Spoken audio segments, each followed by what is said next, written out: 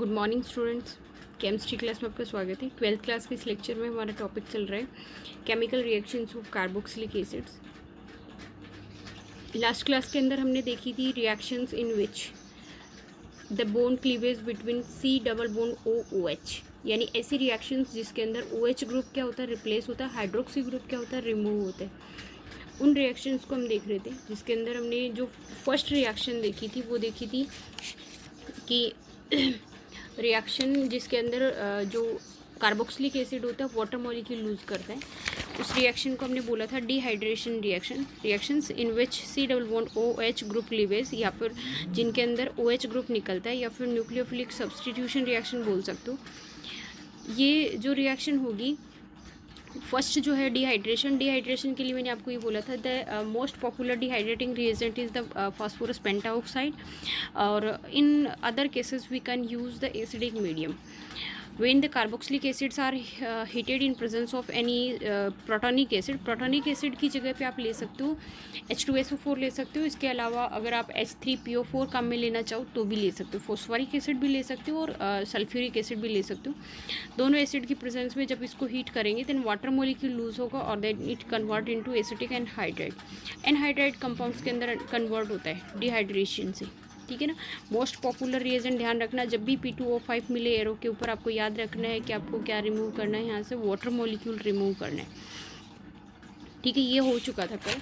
Next reaction हमने देखी थी रिएक्शन विद अल्कोहल, जिसको मैंने बोला था एस्ट्रिफिकेशन रिएक्शन भी आपके नाम आ सकता है डायरेक्टली, क्योंकि when carboxylic acid is treated with alcohol they loses water molecule and convert into ester molecule. कि जब भी कार्बोक्सिलिक एसिड को अल्कोहल के साथ ट्रीट करवाएंगे तो अल्कोहल के साथ ट्रीट करवाने से वाटर मॉलिक्यूल लूज होता है और एस्टर का फॉर्मेशन होता है। ये रिएक्शन जो होती है वो परफ्यूम बनाने की जो बेस इक्वेशन होती है उसके जस्ट इक्वल होती है।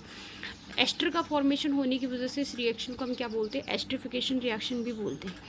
एस्ट्रिफिकेशन रिएक्शन का जो मेन पर्पज़ होता है ये होती है कि ये एसिड केटालाइज्ड रिएक्शन होती है, और एसिड केटालाइज्ड रिएक्शन प्रोटोनिक एसिड की प्रेजेंस में हो रही है। प्रोटोनिक एसिड की प्रेजेंस का मतलब ये होता है कि ये जैसे सल्फ्यूरिक एसिड है, फॉस्फोरिक एसिड है, इन एसिड की प्रेजेंस में जिनमें प्रोटॉन है, या फिर जो हेलो एसिड्स हैं HCl HBr इनकी प्रेजेंस में हो सकती है। ये जो एस्ट्रिफिकेशन रिएक्शन है ये एक रिवर्सिबल रिएक्शन है, कम्प्लीटली रिवर्सिबल रिएक्शन होती है और हाई टेम्परेचर पे प्रोसीड हो रही है। इस रिएक्शन के अंदर अगर हम वाटर मॉलिक्यूल की जो वेपर्स होती है वो अगर कंटेनर के अंदर ही रहे तो एस्टर मॉलिक्यूल स्टेबल नहीं रहता और वापस से ब्रेक डाउन हो जाएगा किसमें, कार्बोक्सिलिक एसिड में और अल्कोहल के अंदर। इसलिए इस कंटेनर को खुला रखा जाता है, ओपन रखा जाता है, ताकि वाटर जो है वो इवापोरेट होता रहे और रिएक्शन जो है वो वापस से रिवर्स नहीं हो।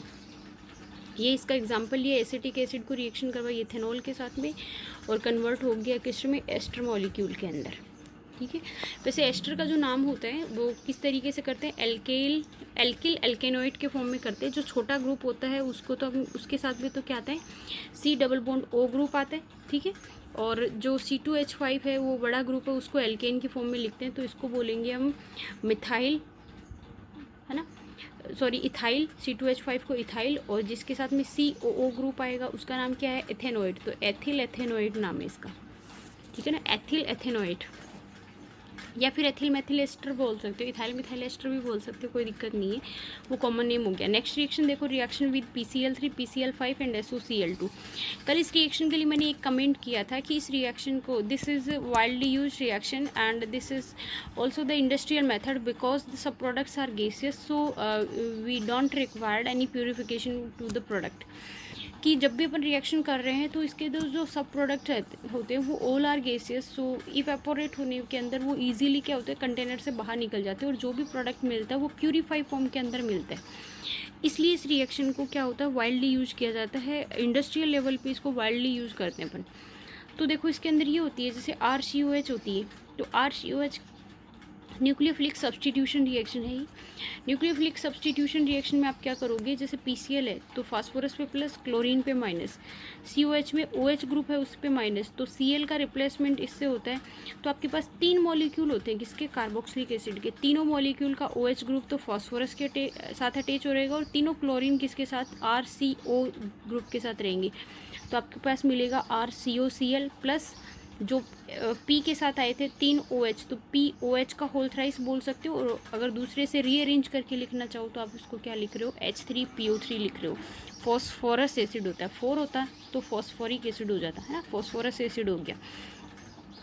दूसरी कंडीशन में जब कार्बोक्सिलिक एसिड की रिएक्शन करवाओगे PCl5 के साथ में, तो अगेन क्या होगा, यहाँ से जो RCO ग्रुप है, एक Cl इसके साथ आएगा, ऑक्सीजन है उसके साथ Cl3, और लास्ट हाइड्रोजन बचा उसके साथ क्या आएगा, Cl5।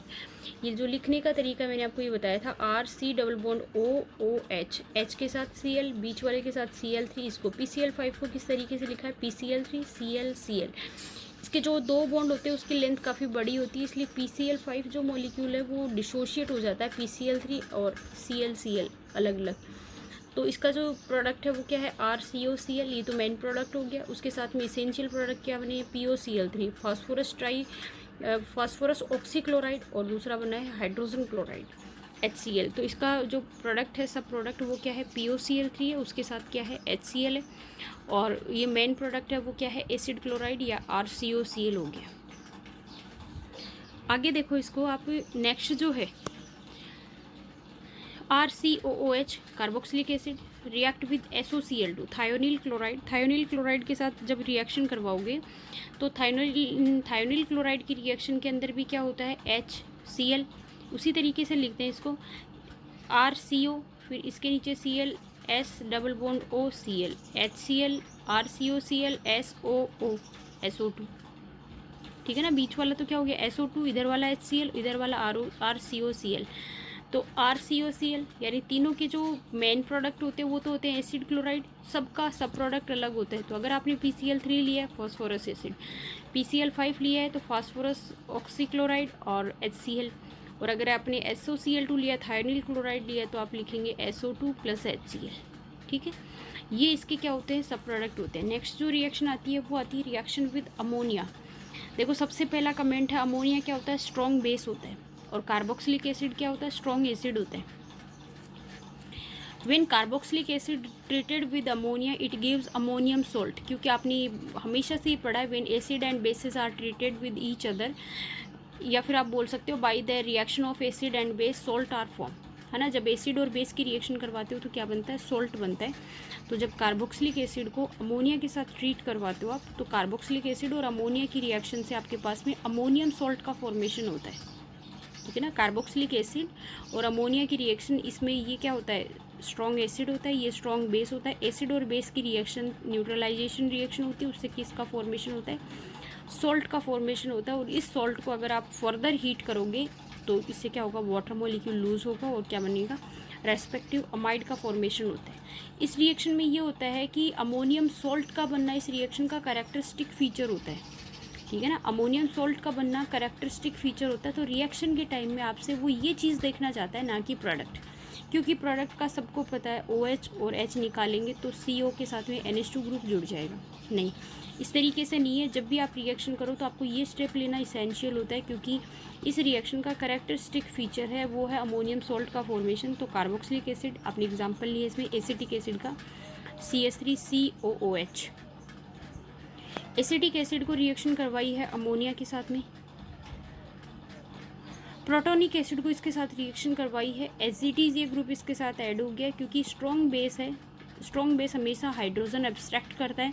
तो ये तो बन गया CH3COO- और ये बन गया NH4+, दोनों के बीच में आयनिक बॉन्ड का फॉर्मेशन हो गया CH3COO- और NH4+। इसलिए इसको आयनिक फॉर्म के अंदर दिखाया है, क्योंकि स्ट्रॉन्ग बेस वो होते हैं जो किसी भी रिएक्टेंट मॉलिक्यूल से हाइड्रोजन एब्स्ट्रैक्ट करते हैं, और हाइड्रोजन एब्स्ट्रैक्ट करना ही बेस का फीचर होता है।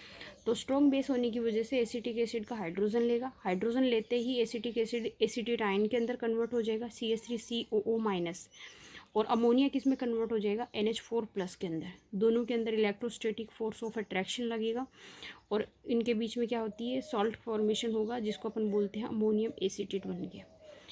अनस्टेबल होता है, इसलिए कि क्या करते हैं, इंट्रामोलिकुलर डिहाइड्रेशन रिएक्शन करते हैं या वाटर मॉलिक्यूल लूज करते हैं, और वाटर मॉलिक्यूल लूज करके ये कन्वर्ट हो जाएंगे। यहाँ से ऑक्सीजन रिमूव होगा, यहाँ से हाइड्रोजन रिमूव होंगे और कन्वर्ट किस में हो जाएंगे, CH3CONH2 अमाइड के अंदर कन्वर्ट हो जाते हैं। तो डायरेक्टली आप ये लिख सकते हो, when carboxylic acids are treated with ammonia they gives ammonium salt on further heating they convert into amides, कि जब उसको आगे हीट करेंगे तो वो किस में कन्वर्ट हो जाते हैं, अमाइड्स के अंदर कन्वर्ट हो जाएंगे। दोबारा मैं बार बार इसी चीज़ को स्ट्रेस दे रही हूँ, रिएक्शन के अंदर ये स्टेप ध्यान रखना आपको, क्योंकि कई बार अपन नेगलेक्ट कर देते हैं, जो आयनिक स्पीसीज होती है उसको हटा करके यही हीट का साइन लगा के प्रोडक्ट बना देते हैं। नहीं, इसमें प्रोडक्ट नहीं बनाना, आपको इसको दिखाना है। जिस तरीके से मैंने जब फिनोल की रिएक्शन आपने सोडियम के साथ करवाई थी या NaOH के साथ करवाई थी, तो जो सोडियम फिनोक्साइड का बनना है उसका कैरेक्टरिस्टिक फीचर था, उसी तरीके से इसको स्ट्रेस दे रही हूँ मैं। ठीक है, देखो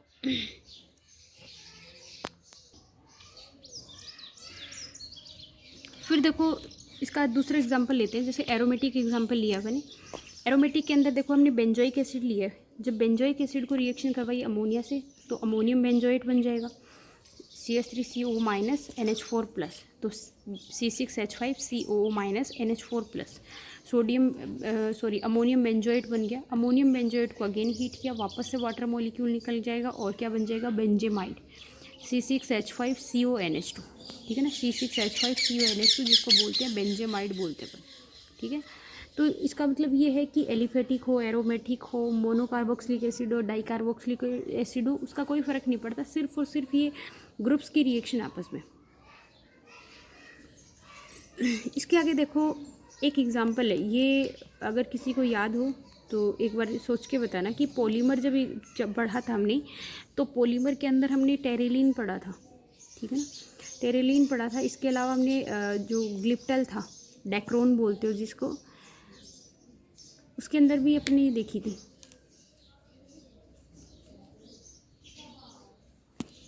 तो उसमें क्या आती है आप लोगों के, एक तो थैलिक एसिड आता है, एक टरथैलिक एसिड आता है, एक तो ग्लिप्टल आता है और एक क्या आता है, टेरेलिन आता है। तो दोनों के अंदर आपने देखी थी। तो बेंजीन 1,2 डाई कार्बोक्सिलिक एसिड है ना, बेंजीन 1,2 डाइक एसिड है। इसको अगर आप देख रहे हो तो इसका वैसे तो नाम होता है थैलिक एसिड। ठीक है ना, वैसे तो होता है थैलिक एसिड, और अगर ये पैरा पोजीशन पे होता तब इसका नाम हो जाता है टरथैलिक एसिड। तो देखो जब थैलिक एसिड की रिएक्शन अमोनिया के साथ करवाते हैं तो 2 मॉलिक्यूल अमोनिया के लेने पड़ेंगे, 2 इक्विवेलेंट्स लेने पड़ेंगे। तो इस COH ग्रुप के साथ भी NH3 किस तरीके से बनाएगा, CO माइनस NH4 प्लस। ठीक है, और ठीक नीचे वाले ग्रुप के साथ भी रिएक्शन करवाओगे। ठीक है ना, नीचे वाले ग्रुप के साथ भी रिएक्शन करवाओगे तो भी CO माइनस और NH4 प्लस दोनों के अमोनियम सॉल्ट बन जाएंगे, अमोनियम थैलेट बन जाएगा। ठीक है ना, क्योंकि अपन को रिएक्शन किस पे लेनी है, कार्बोक्सिलिक एसिड पे, तो 2 मोल हैं तो 2 इक्विवेलेंट लिए अपन ने। अब देखो सॉल्ट बन गया, आगे इसको हीट करोगे तो यहाँ से भी क्या निकल जाएगा, वाटर मॉलिक्यूल, और यहाँ से भी वाटर मॉलिक्यूल। तो फर्स्ट ग्रुप है वो भी किस में कन्वर्ट हो गया, CONH2 में, और सेकंड ग्रुप है वो भी किस में कन्वर्ट हो गया, CONH2 के अंदर कन्वर्ट हो गया। ठीक है, दोनों अमाइड ग्रुप के अंदर कन्वर्ट हो गए। अब देखो दोनों के अंदर स्ट्रॉन्ग ग्रुप्स प्रेजेंट है ना, दोनों के अंदर स्ट्रॉन्ग ग्रुप्स प्रेजेंट है, इसलिए यहाँ से क्या होगा, हाइड्रोजन बॉन्डिंग के थ्रू जो NH2 ग्रुप है एक तरफ से हाइड्रोजन एब्स्ट्रैक्ट कर लेगा, क्योंकि बेसिक नेचर का तो है ही। इसलिए ये NH2 और ये हाइड्रोजन, चाहे ये NH2 ये हाइड्रोजन ले लो तो दोनों से हाइड्रोजन लेंगे, तो पीछे वाले ग्रुप पे क्या बचा, NH और इसके बीच में बॉन्ड होती है, यानी यहाँ से अमोनिया मॉलिक्यूल और लूज़ होता है। अमोनिया मॉलिक्यूल जब लूज़ होता है, स्ट्रॉन्ग हीटिंग करनी पड़ती है, काफ़ी गर्म करना पड़ता है, तब जाकर के ये मॉलिक्यूल क्या करेगा, अमोनिया लूज़ करेगा, और अमोनिया लूज़ होने से ये किस में, अमाइड में कन्वर्ट हो जाएगा। ठीक है ना, इंटरमोलिकुलर दोबारा से अमाइड में कन्वर्ट हो जाएगा। पहले तो क्या था, डाईअमाइड था, और अब क्या होगा, सिर्फ अमाइड में कन्वर्ट हो जाएगा, जिसको अपन क्या बोलेंगे, थैलिक एसिड का अमाइड है, इसलिए बोलते हैं थैलेमाइड। ठीक है ना, थैलेमाइड बोलते हैं। ये जो थैलेमाइड है वो रिएक्शन अगर आपको याद आई हो तो फिनोफ्थलीन है ना, जब करते हैं किसका फॉर्मेशन, प्राइमरी अमीन्स बनाते हैं अपन, है ना, उस रिएक्शन में भी काम में आती है। हिंसबर्ग रिएजेंट के साथ में करवाते हो, थैलेमाइड के साथ करवाते हैं, हिंसबर्ग रिएजेंट की रिएक्शन करवाते हैं, सिर्फ प्राइमरी अमाइंस बनते हैं। ठीक है, आगे देखो। ठीक है, यहाँ तक dicarboxylic acid, ammonium salt, amide बना है। आगे अगर स्ट्रॉन्ग हीटिंग यहाँ तक लिख देते हो तो भी कोई दिक्कत नहीं है, स्ट्रॉन्ग हीटिंग अगर आपको दे रखी है, इसको प्रोडक्ट बनाते हो तो भी अच्छी बात है। आगे देखो, रिएक्शंस ऑफ COOH ग्रुप, ऐसी रिएक्शन जिसके अंदर पूरा का पूरा कन्वर्जन हो किसका, COOH ग्रुप का, कार्बोक्सिलिक एसिड का। तो सबसे पहली बात आती है reduction. When carboxylic acids are reduced in presence of strong reducing agent like as LiLH4 NeBH4 they convert into alcohol. कि जब कार्बोक्सिलिक एसिड को कम्प्लीटली रिड्यूस किया, सॉरी कम्प्लीटली रिड्यूस तो नहीं बोल सकते हो, कम्प्लीटली रिड्यूस होकर के तो क्या बनते हैं, एल्केन्स का फॉर्मेशन होता है ना, कम्प्लीटली रिड्यूस होने की कंडीशन में। पर आप ये बोल सकते हो जब इनको रिड्यूस करते हैं किसमें, LiLH4 और NeBH4 की प्रेजेंस में, तो ये किस में कन्वर्ट हो जाते हैं, एल्कोहल के अंदर कन्वर्ट हो जाते हैं, है ना। तो कार्बोक्सिलिक एसिड का एल्कोहल के अंदर कन्वर्ट होना दो कंडीशन के अंदर हो सकता है, या तो lithium aluminium hydride in presence of ether लेना पड़ता है, क्योंकि ये क्या होता है, काफ़ी एक्सप्लोसिव नेचर का होता है, इसलिए RCOH LiLH4 एक्सप्लोसिव नेचर का है, इसलिए मीडियम को क्या रखते हैं, लूज रखते हैं, और मीडियम की जगह पे क्या काम में लेते हैं, ईथर काम में लेते हैं। इसके साथ में है ना LiLH4 और ईथर की प्रेजेंस में जब रिएक्शन करवाते हैं किसमें, H3O+, देन ये किस में कन्वर्ट हो जाता है, RCH2OH के अंदर कन्वर्ट हो जाता है ना, RCH2OH के अंदर कन्वर्ट हो जाता है। तो LiLH4 का बनना एक सिम्टम होता है किसका, एल्कोहल का दिखने का। कोई भी कंपाउंड हो उसको अगर एल्कोहल ही कंपाउंड के अंदर कन्वर्ट करना है रिडक्शन के थ्रू, तो आपको काम में क्या लेना होगा, LiLH4 लिथियम एल्यूमिनियम हाइड्राइड। ये जो ये जो रिड्यूसिंग रिएजेंट है वो काफ़ी क्या होता है, एक्सपेंसिव भी होता है, ये एक्सपेंसिव होता है, इसलिए इस रिएक्शन को अपन क्या करते हैं, अवॉइड करते हैं, है ना। जो मतलब प्रोडक्ट बन रहा है वो तो बहुत कम रेट वाला होता है, और जबकि रिएक्टेंट होता है वो काफ़ी महंगा हो जाता है, इसलिए इस रिएक्शन को अवॉइड करते हैं। अपन जनरली क्या करते हैं, मेटेलिक या कैटालाइज्ड रिडक्शन होता है ना, उसको ही प्रीफर करते हैं। दूसरी रिएक्शन आती है CH3COH LiLH4, क्योंकि काफ़ी स्ट्रॉन्ग तो होना ही है, बाकी एक्सपेंसिव हो जाता होता है, इसलिए अपन इसको अफोर्ड नहीं कर पाते रिएक्शन के लेवल के हिसाब से। So acetic acid LiLH4 in presence of ether, then इसको क्या करते हो, सोल्यूशन को एसिडिफाई करते हैं सोल्यूशन को, देन क्या करते हैं, ये कन्वर्ट हो जाएगा CH3CH2OH। अपोजिट रिएक्शन अगर आपको करवानी हो तो आपको याद आए, कंप्लीटली अगर आपने वो किया था एल्कोहल का फॉर्मेशन, सॉरी कार्बोक्सिलिक एसिड की जो मेथड ऑफ प्रिपरेशन थी फ्रॉम एल्कोहल, उसके अंदर क्या किया था, ऑक्सीडेशन किया था। तो एल्कोहल्स का या एल्डिहाइड्स का जब आप ऑक्सीडेशन कर रहे हो किसकी प्रेजेंस में किया था, KMnO4 K2Cr2O7, है ना। K2Cr2O7 तो एसिडिक सोल्यूशन लिया था, और जो KMnO4 लिया था वो क्या लिया था, बेसिक सोल्यूशन लिया था। तो जब इसको KMnO4 या K2Cr2O7 की प्रेजेंस में कम्प्लीटली ऑक्सीडाइज करते हो तो क्या बनता है, कार्बोक्सिलिक एसिड। जब इसको LiLH4 की प्रेजेंस में रिड्यूस करते हो तो क्या बनता है, एल्कोहल बनता है। इधर से इधर जाने में रिडक्शन हो रहा है, तो इधर से इधर जाने में क्या था, ऑक्सीडेशन था। याद आया कुछ? तो इस तरीके से आपको ना दोनों तरफ से याद होनी चाहिए कि इधर गए थे तब तो ये क्या हो रही है, इसकी केमिकल रिएक्शन आ गई, इधर से इधर आए थे तो इसकी मेथड ऑफ प्रिपरेशन हो गई थी। ठीक है यहाँ तक। सेकंड देखो, डिकार्बोक्सिलेशन रिएक्शन है ना। डिकार्बोक्सिलेशन रिएक्शन में क्या है, when carboxylic acid is treated with soda lime. सबसे इंपॉर्टेंट बात, सोडा लाइम क्या है, soda lime is the mixture of NaOH plus CaO, calcium oxide plus NaOH, ठीक है ना, caustic soda. NaOH plus CaO का जो मिक्सचर होता है उसको सोडा लाइम बोलते हैं, बट इसका डेफिनेट रेशियो होता है, here the ratio must be 3:1। 3 ratio NaOH के, तो 1 रेशियो किसका होना चाहिए, CaO का। जैसे 3 लीटर इसके हैं तो 1 लीटर इसका, टोटल सोल्यूशन कितना, 4 लीटर, तो 3:1 सोल्यूशन किसका, NaOH प्लस CaO, ठीक है ना। इसका जो मिक्सचर होता है उसको आप बोलते हो सोडा लाइम। तो जब डाइकार्बोक्सिलिक एसिड को सोडा लाइम के साथ में ट्रीट करवाया जाता है तो सोडा लाइम का जहाँ पे भी आप NaOH प्लस CaO और प्लस हीट का साइन लिखा हुआ देखेंगे, वहाँ से आपको क्या लूज़ करना होगा, CO2 लूज़ करना होता है। Then decarboxylation reaction takes place and remove CO2 और फॉर्म एल्केन्स, कि जब भी इसको सोडा लाइम के प्रेजेंस में हीट करवाते हो तो डिकार्बोक्सिलेशन रिएक्शन होती है, और डिकार्बोक्सिलेशन के थ्रू ये किस में कन्वर्ट हो जाते हैं, एल्केन्स के अंदर कन्वर्ट हो जाते हैं। कैरेक्टरिस्टिक फीचर होता है इस रिएक्शन का, जब भी आप देखो, मैंने पीछे आपको ये बोला है ना कि जब भी आप रिएक्शन के ऊपर P2O5 लिखा हुआ देखो तो आपको हमेशा प्रोडक्ट क्या बनाना है, वहाँ से वाटर मॉलिक्यूल लूज़ करना है। जब भी आप LiLH4 वगैरह लिखा हुआ देखो, प्रोडक्ट एल्कोहल बनाना है। जब भी आपको KMnO4 दिखे, आपको कार्बोक्सिलिक एसिड बना के रख देना है। जब भी आपको P2O5 दिखे, वाटर मॉलिक्यूल लूज करना है। जब भी क्या मिलेगा, रेड फॉस्फोरस प्लस HI मिलता है, तो आपको हमेशा प्रोडक्ट एल्केन बनाना होता है ना। ठीक उसी तरीके से आपको जब भी NaOH प्लस CO मिले तो आपको CO2 रिमूव करनी और प्रोडक्ट बनाना होता है। तो कुछ रिएक्शंस ऐसी है जिनके क्या होते हैं, देखते ही करैक्टरिस्टिक फीचर आपको समझ आनी चाहिए। तो आपने एग्जांपल लिया RCOONE, है ना, या फिर आप ये ले लो, इसका सबसे बेस्ट तरीका यही रहेगा RCOOH in presence of NaOH plus CaO, heat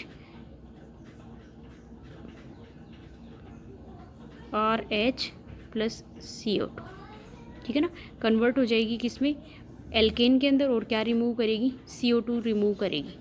carboxylic acid, sodium salt लिया तो आपको फिर क्या निकालना पड़ेगा, Na2CO3 सोडियम कार्बोनेट यहाँ से रिमूव करना पड़ेगा, देन रिएक्शन कंप्लीट हो पाएगी। ठीक है, तो अपने आज रिएक्शन क्या देखी है, dehydration reaction, reaction with alcohol, reaction with PCl3 PCl5 SOCl2, reaction with ammonia, इसके अलावा reactions of carboxylic acid group, जिसके अंदर पहली रिएक्शन अपन ने देखी क्या है, रिडक्शन। रिडक्शन के लिए एक ही कमेंट था, रिडक्शन में भी takes place in presence of NaBH4 sodium borohydrate and LiAlH4। और दूसरी रिएक्शन अपन ने देखी है डिकार्बोक्सिलेशन, जिसमें इंपॉर्टेंट नाम आया soda lime. Soda lime is the mixture of NaOH plus CO, here mixture should be present in 3:1, 3 of NaOH mixed with the 1 of CaO is known as soda lime. ठीक है, ये था अपना reactions. इसके बाद में अपन क्या देखेंगे, अगली रिएक्शन देखेंगे जिसके अंदर अपन को क्या करनी पड़ेगी, जो इलेक्ट्रोलाइसिस रिएक्शंस होती है, कॉल्बे इलेक्ट्रोलाइसिस रिएक्शन होती है, उसको एक्सप्लेन करेंगे। स्पेसिफाई इसलिए होती है कि उसमें आयनिक मेथड और फ्री रेडिकल दोनों आते हैं। ठीक है।